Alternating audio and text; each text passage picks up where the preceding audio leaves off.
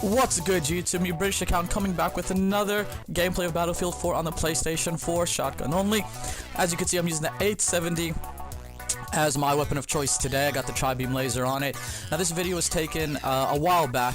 If I'm correct, I'm ranked 77 or 78 throughout the match. So if you see those stats, it's just a older gameplay.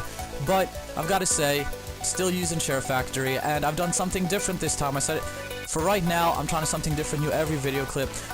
I want you to guess what I've done differently this time. It might be a little bit subtle, but if you've used Share Factory, you'll probably pick up on it right away. Now, after playing this game for some time now, it makes me think back to the days when I was playing video games growing up. I started back with the original Nintendo Entertainment System. Can't remember the exact year, possibly 1987, 1988. My brother and I, just little kids at the time, saving up our pennies, saving up our Christmas money, saving up any money we could get. And there you see, I see a string from the Claymore and still run into it. Worst feeling in the world. But yeah, saving up money for it, and I'll never forget when we bought it. We got the like the deluxe edition of the Nintendo Entertainment System. It came with the world-class track mate duck hunt, so we had the laser gun. You know, we had Mario Brothers. Being the younger brother, I was always running Luigi, so I've always enjoyed Luigi.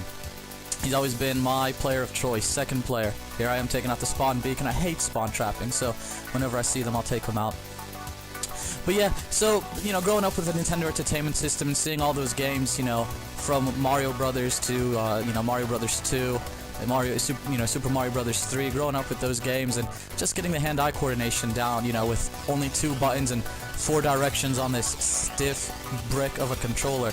Now, don't get me wrong, you know, growing up on that, you know, I think I've got thumbs of steel now. I think I could possibly stick my thumb through like a block of wood and I wouldn't feel anything thanks to those controllers. But, you know, growing up with those controllers, you know, that were stiff and jerky, and, you know, you get used to it. You know, you enjoy it, and, you know, when you died, it was the worst feeling in the world because it was something you did, like in games like Contra when you tried to move, but you ran into a stray bullet. You know, it was the worst feeling in the world. But, you know, growing up with those games, it makes you appreciate where we're at now and seeing how technology has developed and how gameplay has developed. You know, we've come so far, and it just made me start thinking about, you know, the first-person games I used to play growing up.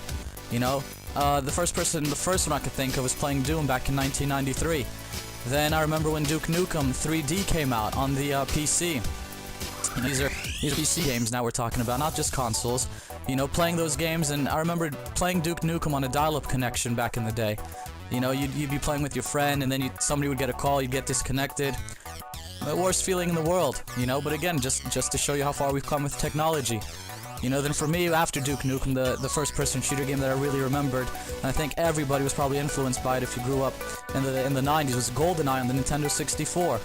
You know, you would play that game, you'd unlock characters, and then you'd use those characters to unlock other characters. And I remember playing with my friends, and whenever they picked Odd Job, I just absolutely hate it. You know, a short guy, hard to shoot, absolutely annoying. I was like Trevelyan, you know, James Bond's enemy. Just for the heck of it, I'd just play with him because everyone always picked Bond. After the GoldenEye series, I remember going up with the Halo series, you know, back in 2001 and onward, even to today. You know, series has been going strong for over 13 years now. You know, and they've added bits and pieces to it that I like, but since my little since I had a little dispute with Microsoft and I switched to the PlayStation 4, I haven't gone back to Microsoft, you know, or their consoles. You know, after the Halo series for me, it was Modern Warfare, you know, the original Modern Warfare. Absolutely loved that game, thought it was groundbreaking at the time. Still think it is going back and seeing it now. Then, you know, we got into the Battlefield series, you know, back with Bad Company 2 in 2010, Battlefield 3 in 2011, and now Battlefield 4 in 2013. Each game has gone one step above and beyond, and all of them have their pros and cons, but at the end of the day, it's a first-person shooter paradise with all the games coming out, and only expect it to get better. Anyway, put your comment in, tell me what your journey was with first-person shooters. Shout out to Sylvia Kid and Pignet69 for helping me with a banner, which you'll hopefully see in the future.